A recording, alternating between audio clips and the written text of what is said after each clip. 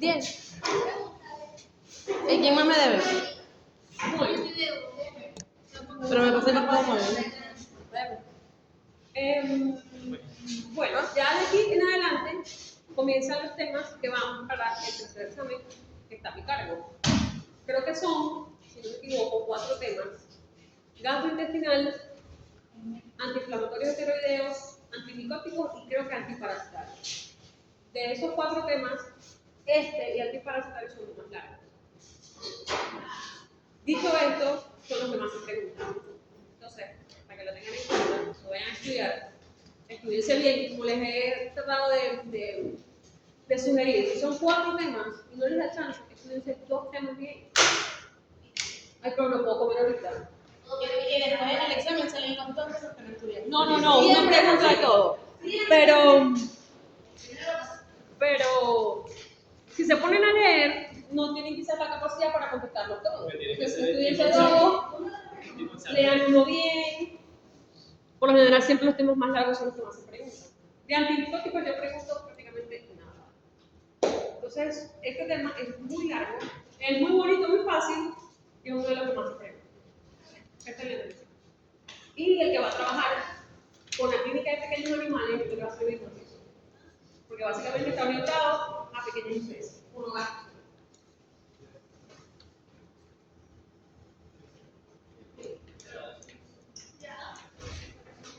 Vamos a comenzar.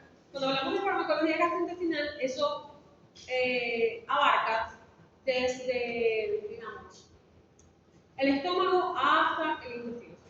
Es bastante extenso. Okay. Vamos a comenzar hablando sobre los eméticos.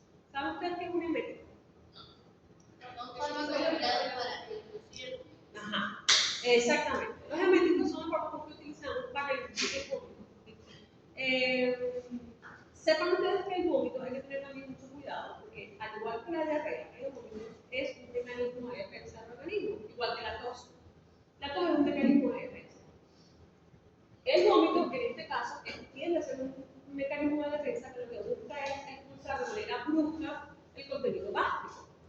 Entonces, antes de nosotros administrar un antiemético, que sería el fármaco que nos va a bloquear que se presente ese reflejo, porque el vómito es reflejo, debemos primero establecer qué está causando el vómito. Porque, igual que la diarrea, el vómito nos trae problemas de desequilibrio electrolítico y deshidratación en el animal. ¿Cuándo están recomendados los eméticos? ¿Cuándo creen ustedes que es necesario inducir el vómito en un animal? Cuando comieron ciertas cosas. Chocolate. Cuando ustedes sospechan de que el animal ha ingerido algún alimento, en el caso de los chocolates, que tienden a producir efectos tóxicos en los pequeños animales, si ustedes han sospechado de que el animal ha ingerido algo que le pueda causar intoxicación, ahí están recomendados administrar eméticos.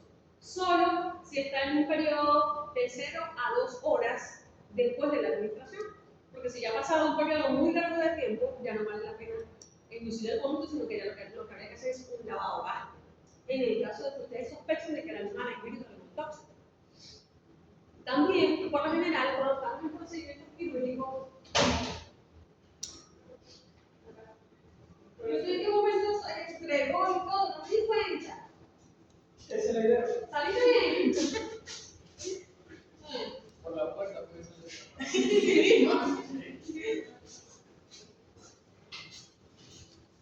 Métele trampa acá.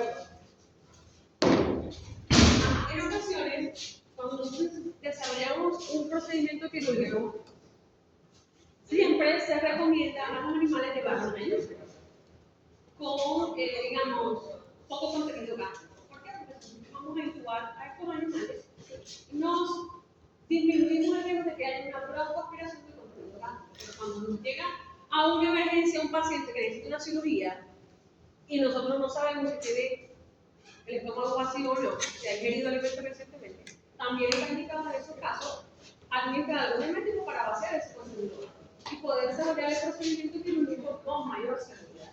No quiere decir que si un animal llega a una emergencia y ustedes no administran un emético, no se puede hacer el procedimiento. Sí que haya provocado aspiración discontinua. En los casos en que los animales hayan consumido un tóxico que es cáustico, no se recomienda administrar un emético. ¿Por qué creen ustedes? Porque si ya hizo daño cuando entró, va a ser el mismo daño cuando salió. El mismo no, peor. Exactamente. Si es un tóxico cáustico que ya está en el estómago, no vale la pena administrar un emético que de salida vaya a producir mucho más daño a la musculatura también del esófago. Incluso puede llegar a producir quemaduras en la orofaringe, en la cavidad oral. Entonces, no vale la pena. ¿Cómo se darían cuenta ustedes de que el animal ha ingerido un tóxico cáustico?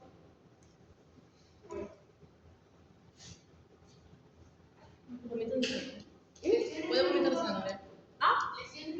Porque seguramente va a tener quemaduras en los labios, en la mucosa oral. Entonces hay que tener mucho cuidado por eso, hay que tener cuidado al momento de administrar los eméticos. Y en los casos de los antieméticos, ustedes los van a administrar cuando ustedes estén en presencia de vómitos crónicos y ustedes conozcan qué está causando ese vómito.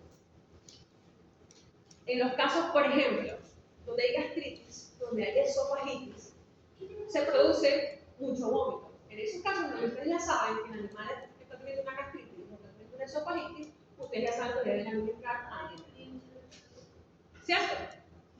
¿Estamos claros ahí? O si ustedes sospechan que el animal ha ingerido algo que le ha caído mal y está vomitando continuamente, depende, vamos a esperar, porque comió algo que le cayó mal y yo necesito que ese animal lo expulse. No le voy a dar un antibiótico inmediatamente. O sea, antes de dar un antibiótico, hay que conocer qué está causando ese vómito. Y voy a volver. Ok. Los eméticos, es decir, los fármacos que inducen el vómito, se clasifican en eméticos de acción central y eméticos de acción periférica. Es decir, que van a estimular el centro del vómito a nivel del sistema nervioso central y otros que lo estimulan en la periferia. Los que actúan a nivel del sistema nervioso central tenemos dos grupos, los opiáceos y los agonistas de los receptores alfa-8. Dentro de los opiáceos están los derivados de la morfina, como lo es la apomorfina. Eso es un alcaloide sintético que actúa en la zona del tubo receptora desencadenante del vómito. Eso lo van a ver más adelante en un gráfico. Ella inicia el vómito de 5 a 10 minutos. Luego de su administración se puede administrar subcutáneo, intravenosa y subconjuntival. Tiene un leve efecto de presión por ser un derivado opiáceo y es el emético ideal para inducir el vómito en caninos. No es que no se pueda utilizar en gatos, pero es de preferencia utilizarlo en perros. En gatos se ha descrito hiperexcitabilidad. Y en el caso de los agonistas, los receptores alfa-2 está la silacina, que por ahí se lo preguntaron en el examen. La silacina se administra vía intravenosa, intramuscular o subcutánea, la pueden administrar también en perros, pero es de predilección para los gatos. En caso de que queramos inducir el vómito. Si inducimos el vómito con la apomorfina, tenemos la ventaja de que podemos revertir esos efectos con antagonistas como la naloxona. Eso lo van a ver más adelante porque ya se los hablo en los opioides. Los antagonistas de los opioides, ¿sí? Sí, yo lo veo.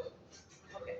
Entonces, si nosotros administramos apomorfina y tenemos un efecto muy potente, vómito muy frecuente, podemos revertir ese efecto utilizando naloxona, que es un antagonista de ese principio activo como es la apomorfina. Y de acción periférica tenemos las soluciones salinas de cloruro de sodio saturadas, todo lo que produzca distensión del estómago, irritación de la mucosa gástrica o de la orofaringe, inflamación, todo eso va a inducir el vómito. Soluciones salinas producen distensión. El jarabe de tecuana tiene un alcaloide que es la emetina, que produce irritación de la mucosa gástrica. El agua caliente y el peróxido de hidrógeno al 3%, pero tienen que tener mucho cuidado porque puede haber riesgo de aspiración de la espuma, cuando se induce el vómito con peróxido de hidrógeno. Las soluciones salinas se utilizan mucho también para inducir el vómito y así también diluir toxinas posibles que haya ingerido el animal. Si hablamos de los antieméticos, es decir, los fármacos que vamos a utilizar para disminuir esa frecuencia de esos vómitos, también tenemos de acción central y de acción periférica.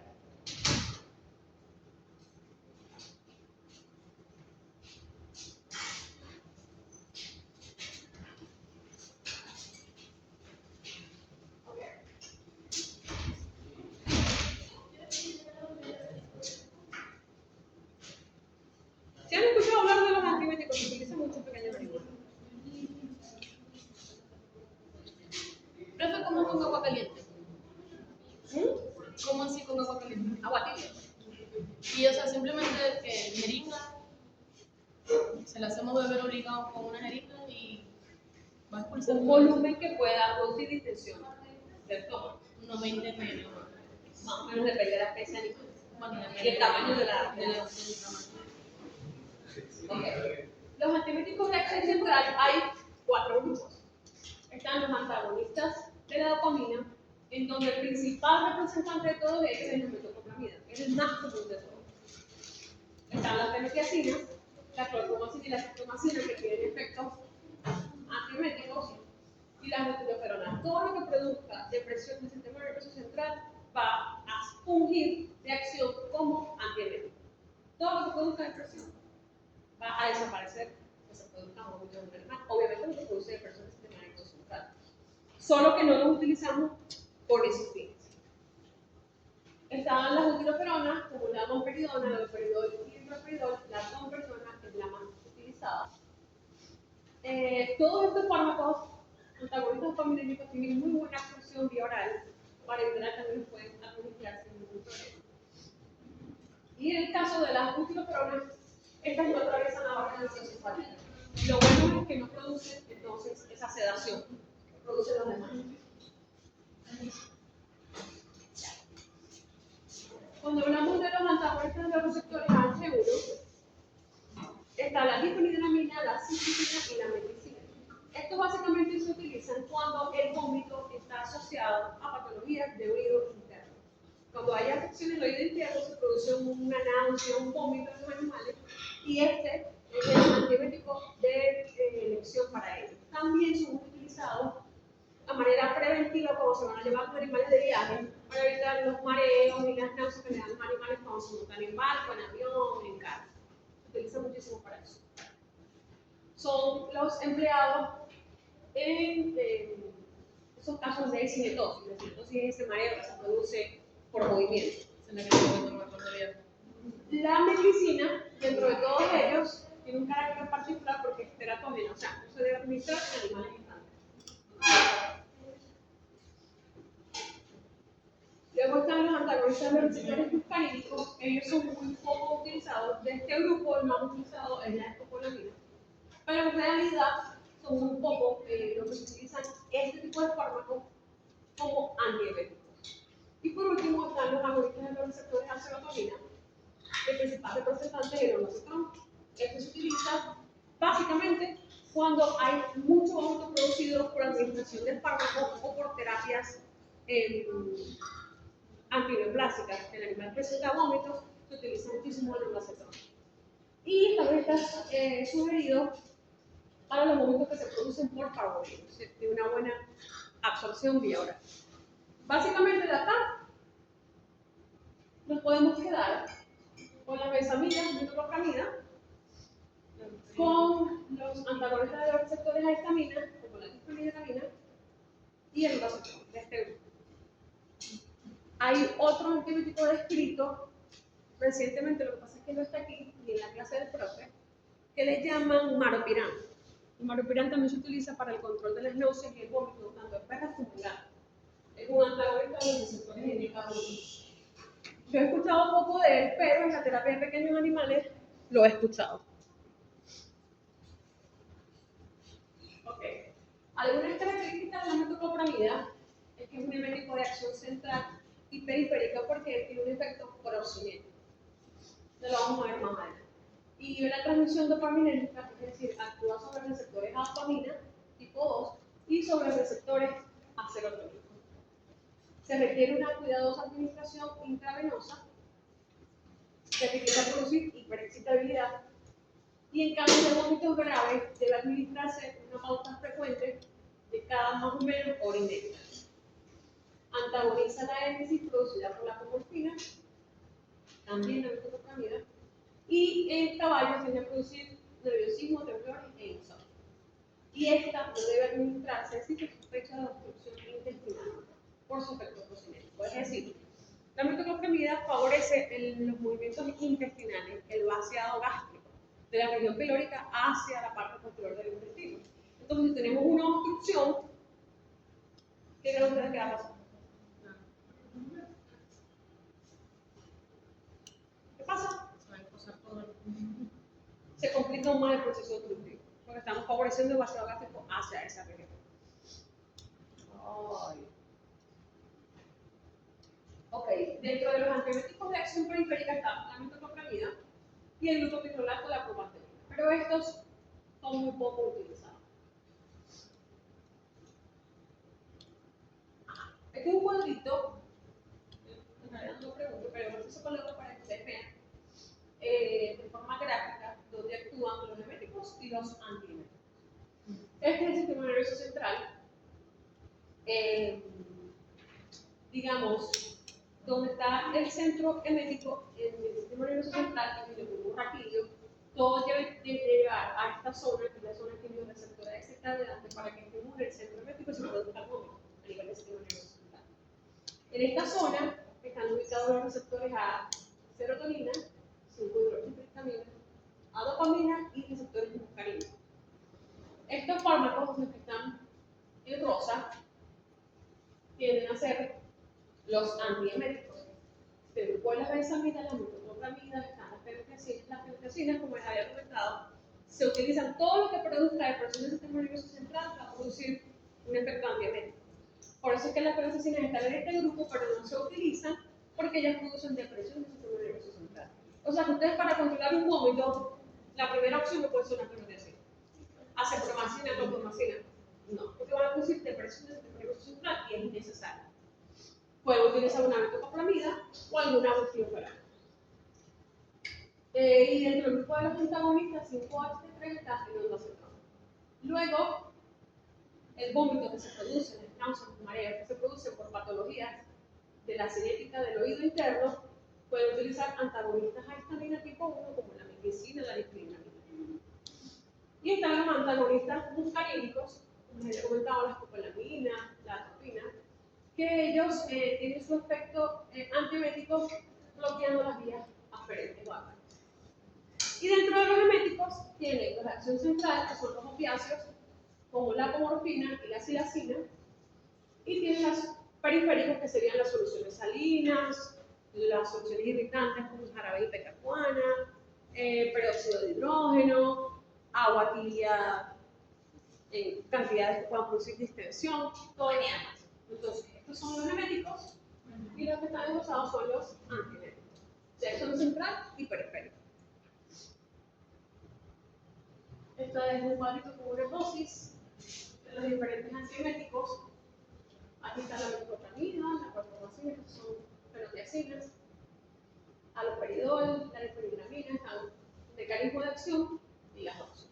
Por eso que aquí nos enfocamos en darles dosis, que se aprendan dosis, porque eso está en los libros, en los vademecum, en las aplicaciones, en cualquier lugar.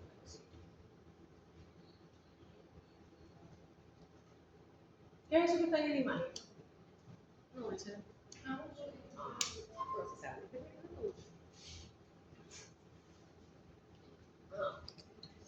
Vamos con los fármacos que se utilizan para el tratamiento de la úlcera gástrica y el control de la acidez gástrica. Este fármaco siempre se pregunta. Siempre.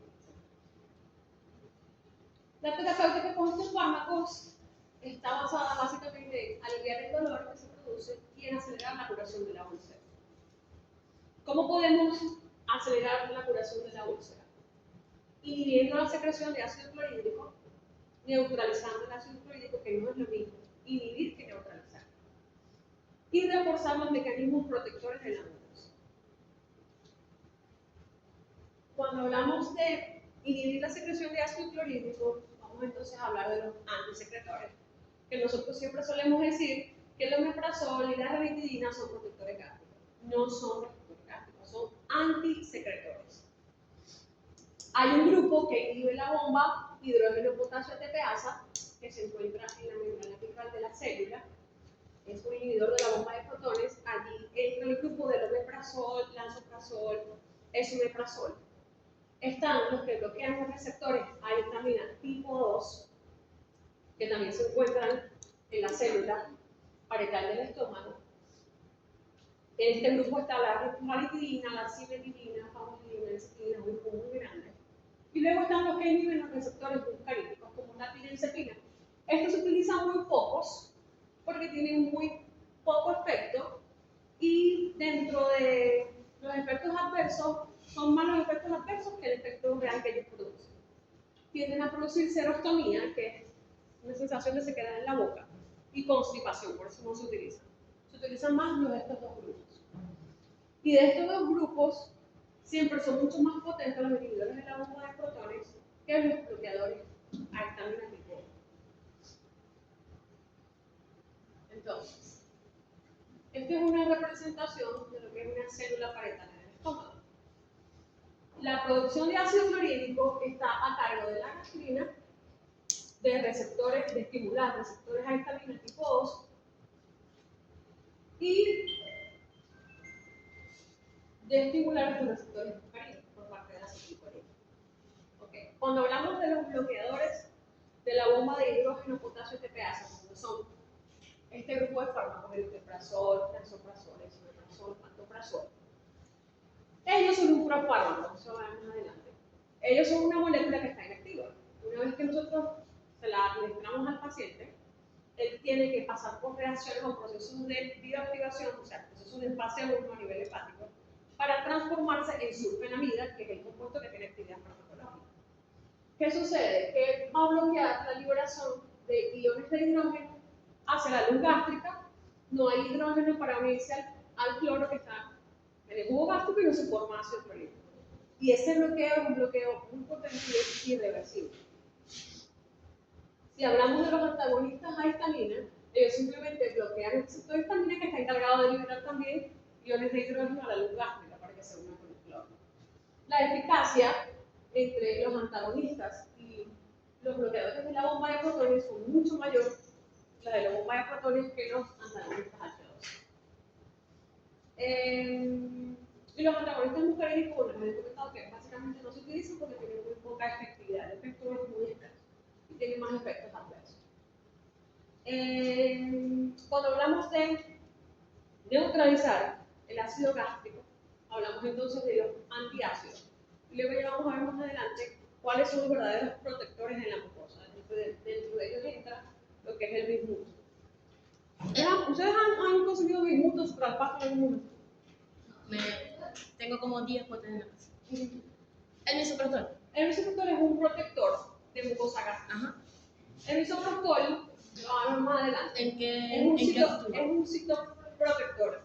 El misoprostol ayuda porque estimula los receptores de prostaglandina E, incrementa la producción de moco, la producción de bicarbonato y aumenta el flujo sanguíneo local, lo que va a ayudar a que se cicatrice y se repare mejor esa mucosa gástrica. Pero está contraindicado en animales de imitación porque puede producir contracción uterina. Hay que tener cuidado con eso. Se puede utilizar mucho el misoprostol, se utiliza el misoprostol con una ranitidina en los casos en donde hay gastritis o tenemos una administración, una pauta prolongada de un antiinflamatorio y no queremos que se produzca una úlcera, se pueden administrar los dos en conjunto para que se proteja esa mucosa gástrica y no se produzca una úlcera. Ajá. Esto para hablar un poquito más de los antisecretores. Los bloqueadores de los receptores a histamina, estos dos son los más utilizados en la medicina veterinaria, la ranitidina y la famotidina. Ellos están indicados en los casos de úlcera gastroduodenal, gastritis, esofagitis de reflujo. O sea que si yo les pregunto cuáles fármacos se utilizan en el tratamiento de la gastritis, me tienen que soltar un poco de fármacos, porque son un poco los que vienen acá. Básicamente son más o menos la premisa. La ranitidina y la simetrina las puedo administrar cada 3 o cada 2 veces al día. Y la famotidina sí la puedo administrar una sola vez diaria. Pueden administrarse vía oral, vía intravenosa, vía intramuscular. ¿Cuáles son los efectos adversos? En el caso de la simetrina, ella es un potente inhibidor enzimático. ¿Ustedes se acuerdan de eso? La primera clase. Los inhibidores enzimáticos pueden afectar el metabolismo de otros fármacos. Y hay que tener mucho cuidado cuando se administran con fármacos de estrecho margen de seguridad, es decir, con tranquilizantes, anestésicos. Y también se ha sugerido que la administración prolongada de estos fármacos puede producir ginecomastia. ¿Saben qué es ginecomastia? ¿Qué es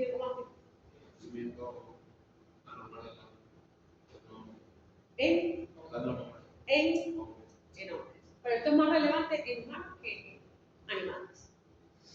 Y la anisetidina, ellos todos son de metabolismo hepático y eliminación renal, a excepción de la anisetidina, que así como se administra y elimina a través de la orina, no tiene metabolismo hepático. Y la anisetidina también favorece el vaciamiento gástrico, tiene cierto efecto procinético. Luego están los inhibidores de la bomba de protones, esomeprazol, lansoprazol, omeprazol. Yo imagino que ustedes están familiarizados con todos ellos, porque todos en algún momento hemos tomado algún tipo de estos antidepresivos.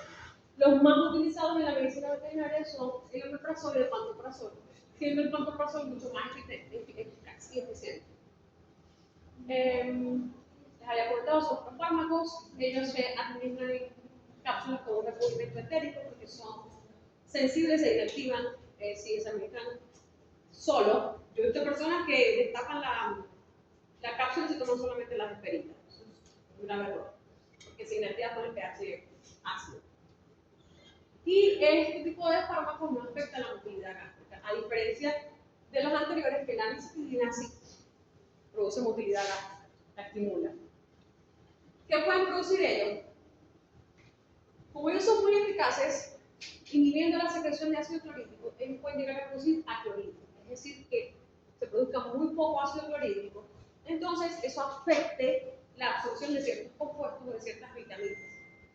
Y puede llegar a producir hipergastrinemia. Eso quiere decir que se produce un aumento en la producción de ácido clorhídrico cuando se administran por periodos muy prolongados. Por eso, antes de administrar por periodos muy prolongados omeprazol, prefieren administrar clitidina. Pero es porque cuando se administra por periodos muy prolongados puede llegar a producir hipergastrinemia. Se aumenta la producción de gastrina, entonces aumenta la producción de ácido clorhídrico. Y eso puede llegar a producir disbiosis, es decir, que puede llegar a afectar las poblaciones de bacterias de forma que se encuentran de forma normal en el organismo por ese ácido clorhídrico elevado en exceso. Ellos son utilizados en los casos de gastritis, erosiones gástricas y úlceras gástricas. Esos son antisecretorios. Si vamos con los que neutralizan el ácido clorhídrico, ya soltamos los que disminuyen la producción de ácido clorhídrico. Ahora vamos con los que lo van a neutralizar, que serían los antiácidos. Los antiácidos son sustancias inorgánicas de composición variada. ¿Por qué? Porque pueden ser a base de calcio, de sodio, de magnesio, de aluminio, que tienen la capacidad de neutralizar el ácido clorhídrico liberado. ¿Qué sucede? Que los antiácidos el antiácido se va a unir al ácido clorhídrico del estómago formando una sal neutra y agua. Neutralizan, ellos no afectan la producción de ácido clorhídrico. La célula sigue produciendo su ácido clorhídrico normal, solo que el ácido clorhídrico ellos lo toman, se unen, forman una sal neutra y agua. Y con eso aumenta el pH. Aumenta el pH. Los podemos utilizar para el tratamiento de la úlcera, la gastritis, la esofagitis. Ajá, ¿cuánto llevamos para el tratamiento de la úlcera? ¿Cuántos fármacos llevamos? ¿Cuánto llevamos? 8. ¿Cuánto llevamos? 8. Mucho. ¿Pero cuáles? ¿Y qué más? Ah, pues un hermano. Eso no se vale. No me vayan a poner tratamiento de la úlcera gástrica. Eso me pasó pantoprazol, nosotros somos solo hermanos. Yo el mismo grupo, tiene que ponerme de diferentes grupos. Llevamos los antisecretores y los antiácidos. Vamos. Son seguros, salvo en pacientes con insuficiencia renal. Hay que tener mucho cuidado cuando tenemos pacientes con insuficiencia renal y le queremos administrar antiácidos. Y en aquellos que tengan también insuficiencia cardíaca, o sea, administramos bicarbonato de sodio. Y en insuficiencia renal, el magnesio puede llegar a producir hipermagnesemia. Hay que tener cuidado también. Los antiácidos se clasifican en dos grupos. Los no sistémicos, que quiere decir que tienen una acción local, que no se van a absorber de manera sistémica. Y son estos compuestos. Los compuestos de aluminio, los de carbonato de calcio y los compuestos que contienen magnesio. Dentro del grupo de los aluminios está el hidróxido de aluminio y el carbonato de aluminio, que tiene una acción moderada. Dentro del carbonato de calcio ellos son, digamos, los ideales porque tienen una potente acción y rápida, pero tienden a producir acidez de rebote. Porque la pauta de administración de los antiácidos es cada 2 horas. Si esto no se respeta, como les había comentado, ellos no respetan la producción de ácido clorhídrico, la célula parietal sigue produciendo ácido clorhídrico y ácido clorhídrico, y si yo no lo administro cuando corresponde, se va a producir acidez de rebote, es decir, se va a producir más cantidad de ácido clorhídrico del debido. Entonces se va a sentir esa sensación como indeseada de ellos. Por eso hay que administrarlo cada 2 horas. Y los compuestos de magnesio, está el hidróxido, el óxido, el glicilicato de magnesio es muy menos eficiente, pero ellos tienen un efecto laxante. Es por eso que en algunas ocasiones se encuentran combinaciones de los compuestos de aluminio con los de magnesio, para sopesar los efectos de uno y de otro.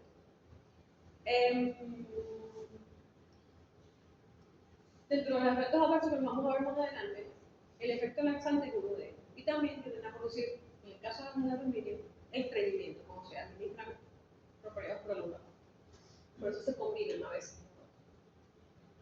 Y los antiácidos sistémicos están el carbonato de sodio, que también es bastante efectivo, pero produce un rápido incremento del pH gástrico, lo que puede llevar a que se produzca alcalosis metabólica, aumento del volumen plasmático y puede llegar a producir distensión abdominal y flatulencia por acúmulo de CO2, igual que los de carbonato de calcio. Dentro de las interacciones farmacológicas, ellos van a disminuir la función del fármaco. Porque cuando ustedes administran algún compuesto que tenga aluminio o que tenga magnesio, ellos se unen, si ustedes la mezclan en conjunto con un fármaco, se unen con ese fármaco y pueden llegar a producir quelatos que van a impedir que el fármaco se absorba. Entonces, por eso, si los administran, deben colocar el antiácido 2 horas antes o después del fármaco.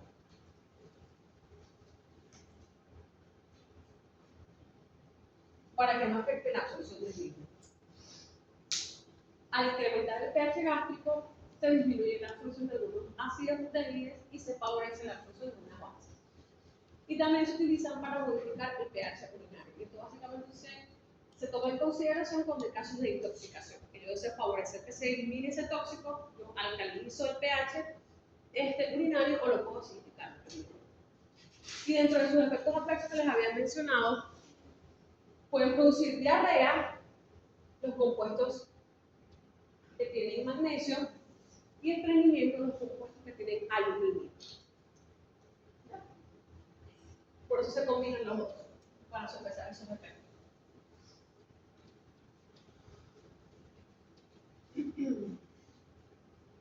¿Ya han tomado antiácidos en algún momento? No, no toman nada. Sano. No puede ser. Se comen esos pastelitos de balde. Hay algunos que se combinan los tres también. Porque los que yo tomo, por lo general, traen los tres. Yo no sé qué lo que tienen los jugos, pero en mi caso no puedo faltar. Y eso ni los digestivos, el pescado y todo el pescado y todo eso. En mí tampoco, esos son tratamientos que tengo que tomar de por vida. Luego vamos con los fármacos que nos van a ayudar a proteger la mucosa gástrica. Ok, estos protectores de mucosa van a aumentar la capacidad de protección de la misma y la van a defender de las lesiones y de la acción del ácido úrico. Tenemos dos compuestos, el sucralfato y las sales de bismuto. ¿Tampoco han tomado sucralfato en su vida, ni bismuto, pectobismol, nada? Yo he tomado de los dos. De los dos. El sucralfato. El sucralfato es una sal. Gente. El sucralfato es una sal básica de aluminio y de sacarosa, que se polimeriza. La palabra polimerizado, ¿qué es lo que quiere decir? Que una vez que eso entra en contacto, yo he tomado un licón como yo, es una cápsula bastante grande. Una vez que eso entra en contacto con el ácido del jugo gástrico, ellas forman una pasta viscosa, un gel, que se va a unir justamente en donde están las células que forman parte del cráter de la úlcera, impidiendo, protegiéndola. impidiendo la acción del ácido clorhídrico y de la pepsina. Esto a su vez también promueve la síntesis de prostaglandina, que a la vez van a generar que se produzcan más mocos por parte de la célula. No se administran en conjunto con antiácidos, ¿por qué creen ustedes? Se lo acabo de decir. Disminuye la absorción. Ya. Por el HCl, por el ácido clorhídrico, ¿Qué pasa? que se produce claro.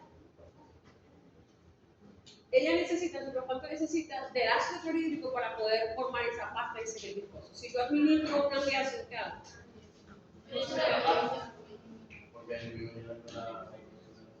Porque estoy neutralizando. No es que disminuyo la producción, estoy neutralizando el ácido clorhídrico y él no va a poder entonces ejercer su acción porque no va a formar esa pasta. Entonces con el omeprazol y eso tampoco se pueden administrar.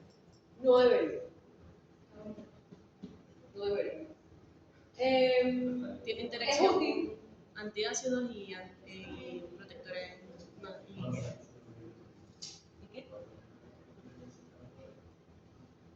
Es útil en el tratamiento de úlceras gástricas, esofágicas y duodenales, básicamente para el tratamiento de úlceras. Las sales de bismuto son el subsalicilato y el subfitrato de bismuto. Ellos tienen cierta actividad antibacteriana contra el Helicobacter pylori, que es una de las causas más comunes de gastritis crónicas en los perros. Cuando un perro tiene gastritis crónica, lo más seguro es que tenga Helicobacter pylori. Y el tratamiento por Helicobacter pylori es cansón, porque requiere una combinación de sales de bismuto con antibacterianos y protectores. Y es un tratamiento prolongado, una combinación de antibióticos de 2 a 3 antibióticos. Y también requiere de 14 10 días más o menos. Y también requiere de la administración de protectores de glucosa, es bastante engorroso. Él tiene una acción local y a diferencia del sucralfato, él forma quelato. Esto forma como una pasta, un gel viscoso. Esto forma quelato que viene siendo como un grumo muy grande que se coloca sobre las proteínas que están en el cráter de la úlcera, entonces las cubre, para que no ejerza efecto deleterio el ácido clorhídrico ni la pepsina. Pero básicamente es proteger el cráter de la úlcera, lo que se utiliza en estos casos. Esto como antidiarreico es buenísimo, porque es un antidiarreico protector, lo voy a ver más adelante. El bismuto. Iba a preguntar eso. Se utiliza como antidiarreico. Porque en niños se utiliza como antidiarreico principalmente. Sí, porque hay antidiarreicos que afectan el transporte electrolítico y está. Luego están las prostaglandinas sintéticas, que también vienen siendo protectores gástricos. Está lo que es el misoprostol, que es el más común. Son citoprotectores. El misoprostol promueve la cicatrización, pero como les había comentado. ¿Por qué? Porque además de aumentar el flujo sanguíneo local, aumenta la producción de moco, aumenta la producción de carbonato de sodio. Es muy útil para prevenir las úlceras por aire y es por eso que puede administrarse en conjunto con el aire para evitar que se produzcan estas úlceras. No se administra durante el embarazo porque tiende a producir contracción de la musculatura del útero, entonces el animal está gestante, inducir un aborto. Y dentro de sus efectos adversos está la diarrea, los cólicos que puede producir y los calambres equinox. Los cólicos es común porque si produce contracción de la musculatura del intestino del útero puede producir también del intestino, puede generar cólicos, por eso. Pero básicamente promueve la cicatrización, son citoprotectores. El misoprostol. Bueno, Sí. ok. Luego vamos con los fármacos procinéticos. Estos fármacos van a estimular y a mejorar el tránsito gastrointestinal. Alivian los síntomas digestivos, consecuencias de alteraciones en la actividad motora. Ustedes saben que hay ciertos movimientos gástricos, movimientos de mezcla, de propulsión, de retención, y algunas veces se ven alterados sus movimientos digestivos, sus movimientos gástricos. Entonces podemos administrar estos fármacos, que tienen 3 tipos de mecanismos de acción. Pueden que incrementen el tono colinérgico gastrointestinal, pueden que antagonicen la inhibición de la motilidad que se genera por neurotransmisores, o pueden modular la actividad de otros neurotransmisores u hormonas. En este caso, los más utilizados son estos 3 representantes que entran dentro de aquellos que producen incremento del tono colinérgico gastrointestinal. Está la metoclopramida, la cisaprida y la dopamina. Las puedo utilizar como procinéticos fácilmente. utilizaría la metoclopramida porque es múltiple efectos. Aparte de que es un antiemetico, también tiene efectos procinéticos. Tengo los dos en uno. La metoclopramida es una benzamida que actúa sobre los receptores a dopamina y a serotonina. Tiene las propiedades de que ella actúa sobre los movimientos o la contractura de la musculatura del esófago, del estómago, del píloro, del duodeno. Ella relaja el esfínter pilórico, incrementa la peristalsis y favorece el vaciado gástrico. Por eso no se puede administrar ni en obstrucción ni en perforación gástrica, porque va a complicar los cuadros, porque ella favorece el vaciamiento gástrico de la región pilórica hacia la parte posterior. La cisaprida igual es una benzamida, pero ella no bloquea los receptores a dopamina, más bien ella es un estimulante, es una agonista de los receptores a serotonina. La cisaprida es mucho más potente que la metoclopramida porque además de que produce todo esto, también tiene una actividad propulsora a nivel de cuerpo. O sea que como procinético es mucho más efectivo. Pero tampoco puede administrarse en obstrucción gástrica ni en perforación gástrica, al igual que la otra. Y la domperidona ya es un grupo diferente, es una butyroperona, tiene una acción moderada, aunque actúa igual sobre los receptores a dopamina, esta no atraviesa la barrera hematoencefálica, por eso ella no produce su efecto antiemético. Y esta lo único que suele hacer es aumentar las contracciones gástricas. No tiene ya todas estas propiedades de relajar esfínteres a nivel de diferentes porciones. Entonces es, digamos, como la menos utilizada como procinético. ¿Se va entendiendo esa parte de no se va entendiendo? ¿Se va entendiendo o no? Los procinéticos, que me van a ayudar a mover ese intestino.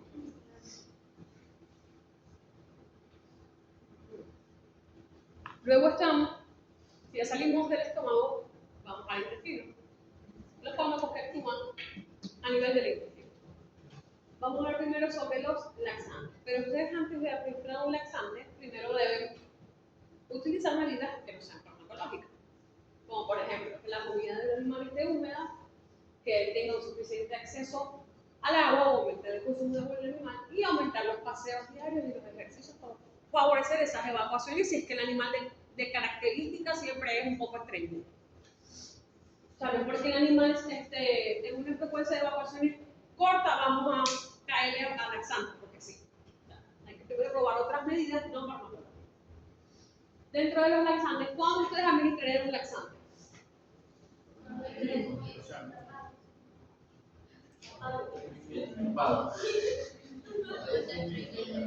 Cuando hay estreñimiento. ¿Qué más? La verdad que no me gustan los laxantes. Ajá, pero cuando, ajá, en caso de intoxicaciones, en otro caso,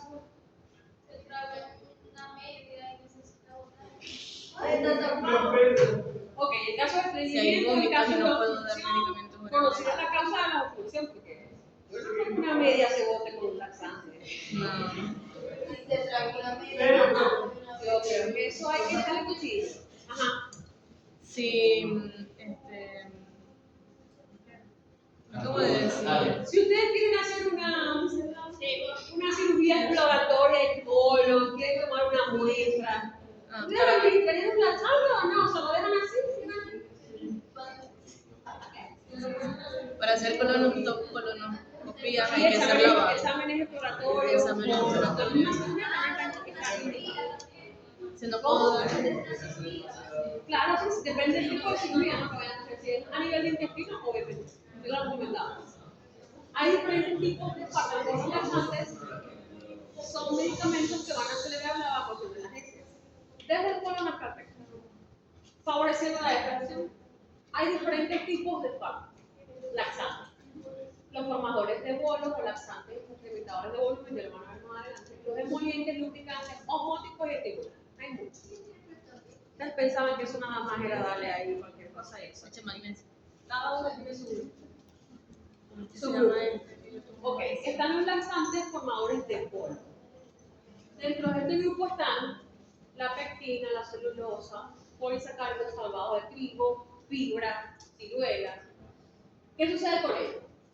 Como ellos son sustancias o son compuestos de carácter higroscópico. Ellos lo que van a hacer es que van a absorber agua. Ustedes los que van animales, en el intestino ellos absorben agua. Y al absorber agua, ellos aumentan el tamaño de la masa fecal. Y al aumentarlo, se estimulan las paredes intestinales y por peristalsis se favorece la defecación. Pero es porque ese bolo fecal aumenta de tamaño por absorción de agua. Por eso le dicen formadores de bolo. Mucho más grande. Estos no son útiles para el alivio del estreñimiento rápido. Esto toma tiempo. Esto puede ser hasta como manera más preventiva. Pero para aliviar un estreñimiento de un animal que tenga 4 o 5 días sin defecar, eso no va a producir un efecto inmediato. No están recomendados. Están los laxantes emolientes, como el doxato sódico, que ellos son tensioactivos, ellos van a romper la tensión que hay en esas moléculas y van a ablandar las heces. También son llamados ablandadores, los laxantes emolientes. Y están los lubricantes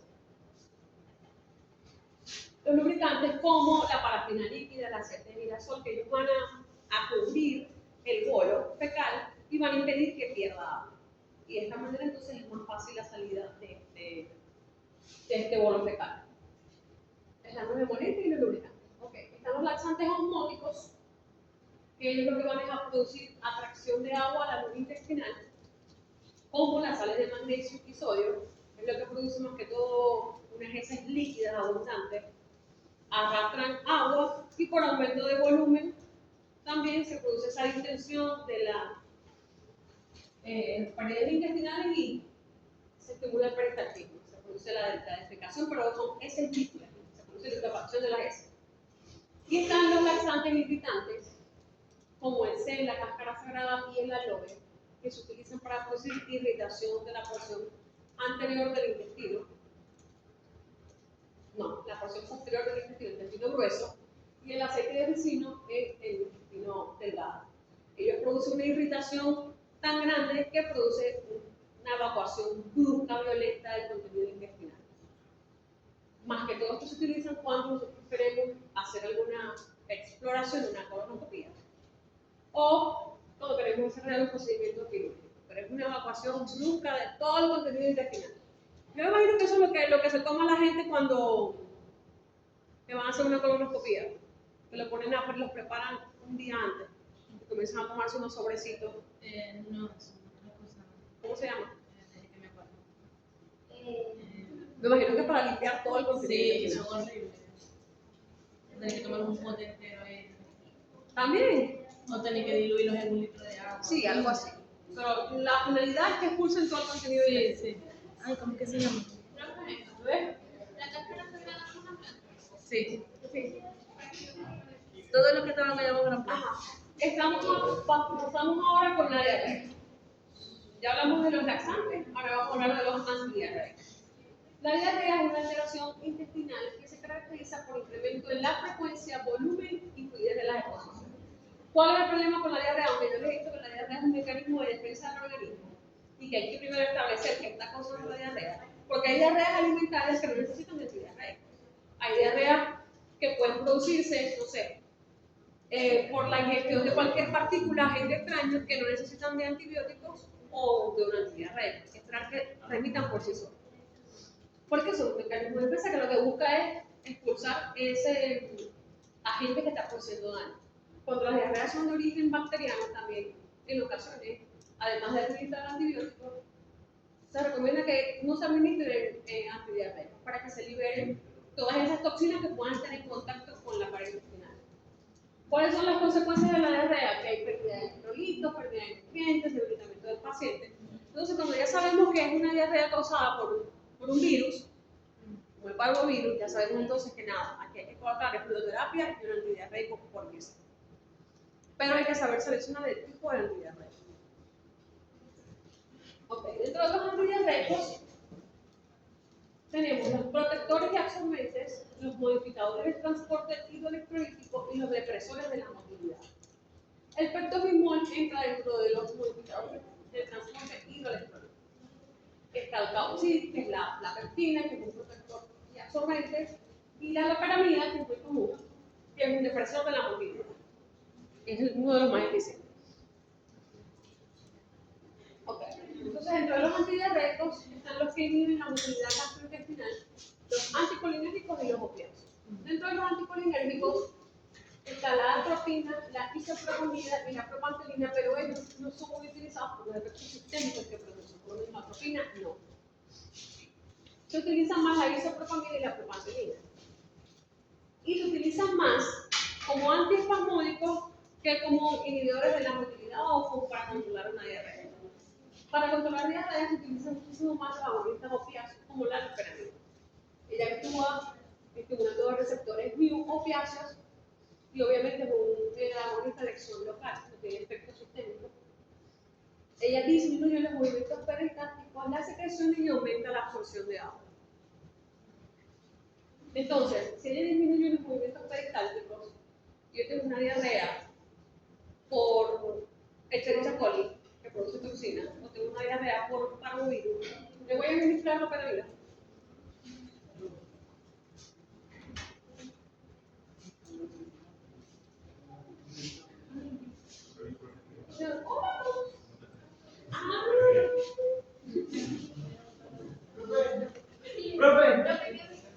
Profe, yo tengo una duda. ¿Por qué no le puse nombre a mi examen?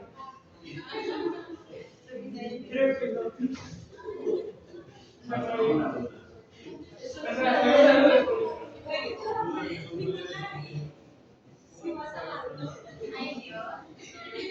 Pero esto yo no. Me acuerdo de ti.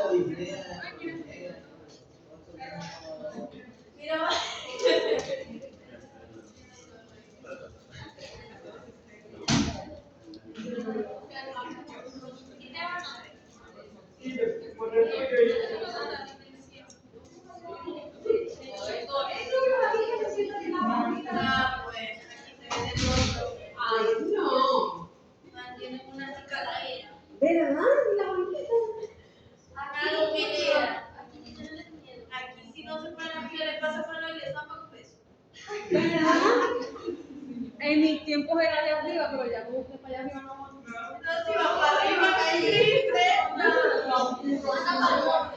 Pero para arriba. Y las escaleras para arriba. Aquí ahora son las Pero el que habla de la guanilla porque ya fue. No, pero yo tuve novio aquí, claro, obviamente. Ve, yo no es, pero usted sabe el quinto piso, en las últimas escaleras. Claro, el quinto y Que ella medio, sube ya pero el quinto y medio. Y están muy chiquitos de pan. No, es que yo. El Yo quinto y soy medio. de otra época, yo para allá no me daba pena. Para allá se iban a hacer, chamo, una cantidad de cosas barbáricas. Ahora es la banquita de aquí. Ahora es en las banquitas de aquí atrás. Ajá, continuamos. Sí, luego están los absorbentes y los protectores, donde está el carbón activado. El profe les habla de carbón activado que permite la intoxicación. De absorbente. El carbón activado es un absorbente.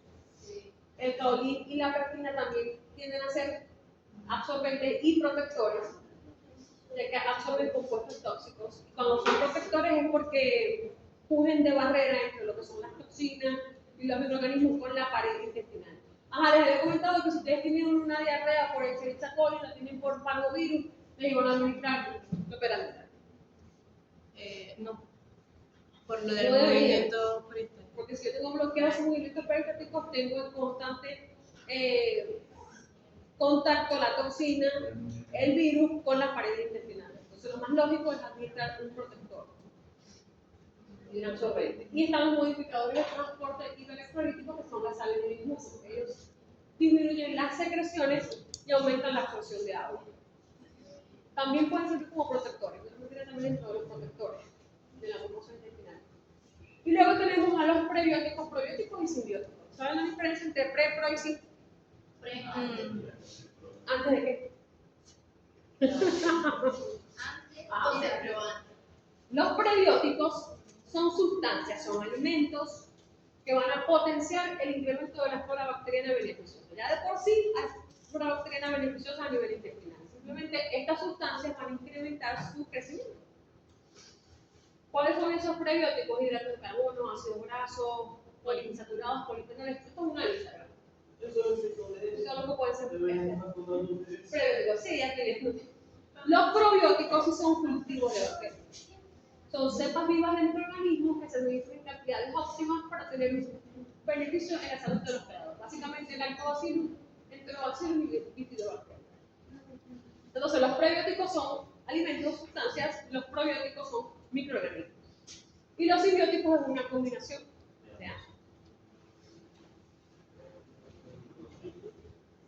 Ok, este es un cuadrito resumen de los diarreicos y de los antidiarreicos.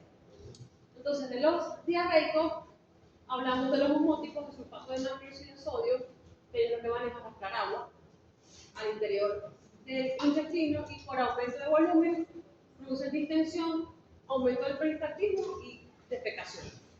Están los implantes de la mucosa, que les había mencionado. ¿Cuáles son los implantes de mucosa? Usted dijo, uno le preguntó. No, si era natural o no. Irritante de mucosa. El semen, el barbo, la cáscara sagrada, todo irritante. Diarreicos, los irritantes de mucosa. Y luego están los formadores de bolo, como la celulosa y la metilcelulosa, que van a absorber agua, aumenta de tamaño y bolo fecal de igual manera. Se produce distensión de las paredes intestinales, aumenta el peristaltismo y por lo tanto se produce la defecación. ¿El propilenglicol en dónde entra? ¿Propilenglicol? ¿Cómo? Como laxante. ¿No? Es un laxante, propilenglicol. A mí me lo han puesto como laxante. ¿Seguro? Habrá que ver la función de propilenglicol. Usted lo pone que como en adyuvantes, No, es que yo dentro del grupo de diarreico no he leído el propilenglicol. Habría que ver. A mí me pareció bastante raro cuando lo leí, cuando lo estudié, porque a mí me lo llegaron a poner como laxante, suavecito, y después lo leí como excipiente en los medicamentos, y yo Sí, hay que ver. no entiendo, porque Hay que ver qué te recetó. Bueno, eso hay que buscarlo. En realidad, en pequeños animales y en grandes animales, porque en grandes animales los diarreicos no utilizan. Básicamente para terapia de pequeños animales. Pero acá me parece un dado, no lo he leído. no he visto el Milax y la Balax. No he visto el Milax y la Balax. No, tengo que leerlo. ¿Tienen propilenglicol? Pero al principio tuvo que Es que tengo el laxante teléfono es eso. grabando. Ya lo vamos a ver. Y los antidiarreicos están los protectores como el caolín, que simplemente va a disminuir la acción irritativa y la acción bacterianoidal porque es un protector de la mucosa intestinal. Está la loperamida dentro de los opioides. Y están los que actúan sobre el transporte de electrolitos. Y en el caso de la diosina, que disminuye los espasmos. Son antiespasmódicos. Ajá, terminamos ahí con los pequeñitos. Vamos con la parte de los fármacos que se utilizan en grandes animales. Ajá. En rumiantes. ¿Saben qué es el meteorismo o el timpanismo? Poliético. ¿Qué es qué? Aumento de gas. Entonces, Producto de la fermentación en el pila pues porque los móviles tienen 4 cosas. Bueno, uno solo. El compartimento es esto. Igual.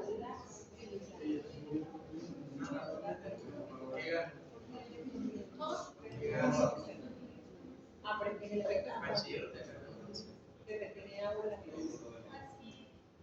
Tiene sentido porque simplemente lo que va a hacer es que se de agua. Es un laxante común.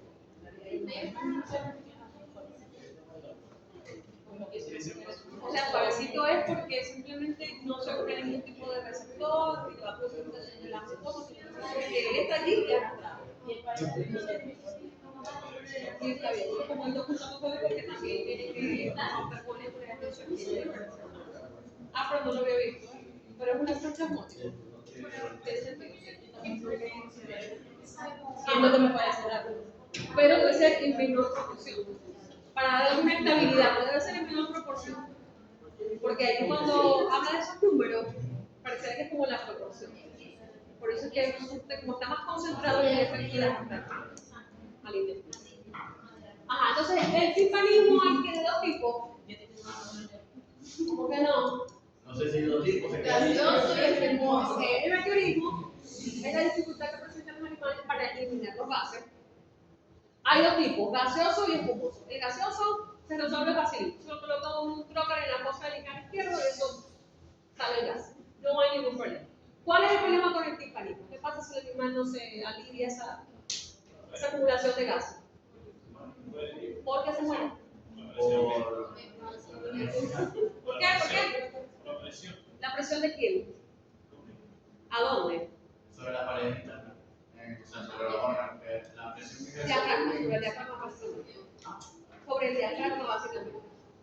Afecta la respiración, se le va muy cortado porque lo empuja, o sea, el diafragma. Y el espumoso es simplemente una combinación de ese gas con el alimento que no se separa, formando una emulsión que contiene pequeñas burbujas. Entonces ustedes colocan el trocar y no sale gas y todavía sigue eso así. ¿Qué deben hacer? Colocan agentes antiespumantes, como el poloxaleno o el dimetilpolixidosano.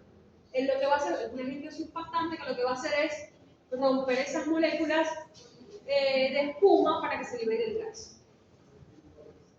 Se puede administrar por vía oral o por vía intramuscular.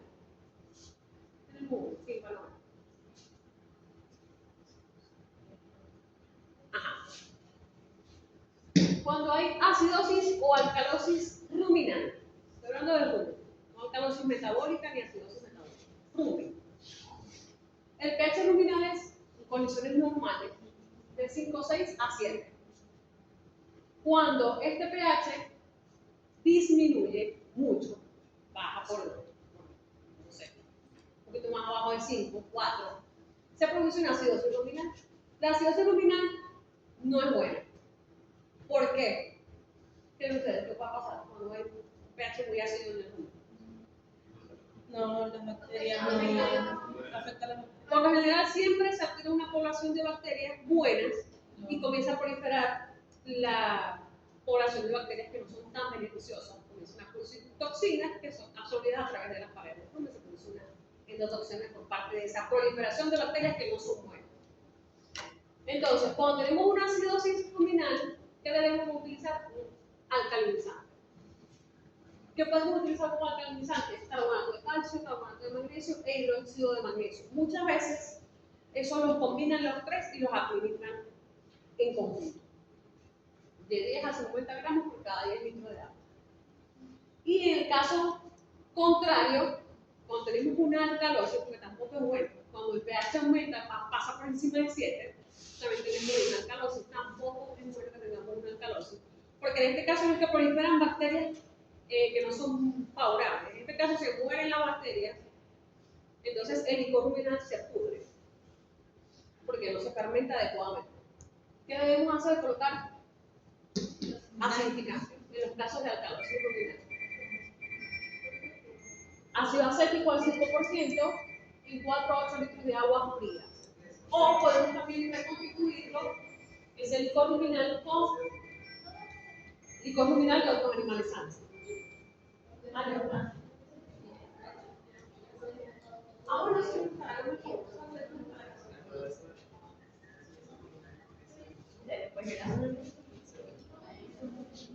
hay muchas personas asunto que estoy buscando fármacos para tratar la atonía ruminal. Es decir, cuando hay disminución de los movimientos del rumen. Imagínense, si no se mueve el rumen, no se puede como llevar ese alimento al siguiente estómago. Entonces, se administran ruminatorios. Pueden utilizar agonistas colinérgicos como la neostigmina o la rosastigmina, o pueden administrar jugos ruminales de animales sanos que favorezcan entonces la motilidad de ese rumen. Estos fármacos son anticolinesterásicos, es decir, que bloquean la enzima. ¿Ustedes saben qué es esto? No acetilcolina. Y la E es la enzima que la degrada, que la desdobla. Ellos lo que hacen es bloquear esta enzima. Y al bloquear esta enzima hay muchísimas más concentraciones de acetilcolina. Y por eso entonces hay mucha mayor estimulación de esos receptores muscarínicos y se produce mayor entonces motilidad por este mecanismo de acción. Ay, Dios mío, voy a llevar tarde a Dios mío con la terapia. Voy con los receptores hepáticos. Yo les había comentado en la primera clase que todas las reacciones de detoxificación que se producen a nivel hepático de tipo 2 se producen por conjugación con ácido glucurónico. Y esos son metabolitos endógenos. Y el ácido glucurónico se sintetiza a partir de la glucosa. O sea que uno de los principales protectores hepáticos es la glucosa. Yo creo que ya ustedes saben, todas las vitaminas del complejo B también fungen como protectores hepáticos. Y la colina es muy utilizado en las dietas para pollos de engorde y gallinas reproductoras porque ellas tienden a producir hígado graso. Y la colina ayuda a estimular esa conversión de grasa a nivel hepático. Todo esto funge como protectores hepáticos. Y ya por último le coloqué dos conceptos: fármacos coleréticos y fármacos colagónicos. Los fármacos coleréticos son sustancias que van a ayudar a que se libere más bilis por parte del hepatocito. Y este efecto lo pueden producir ácidos minerales naturales, ácidos minerales semisintéticos y extractos de plantas. Estas son las plantas. Alcachofa, boldo, humaria, todas esas plantas pueden estimular a que se produzca más bilis por parte del hepatocito. Y los fármacos colagogos son aquellos que van a estimular la liberación, la expulsión de la bilis por parte de la vesícula. El famoso limpiador hepático. Y estos fármacos se pueden clasificar en colagogos de acción directa y de acción indirecta como las grasas. Todo lo que favorezca la eliminación o la liberación de esa bilis de la vesícula biliar. Estos son fármacos, o sea, son conceptos que están más asociados a los pequeños animales que a los grandes animales.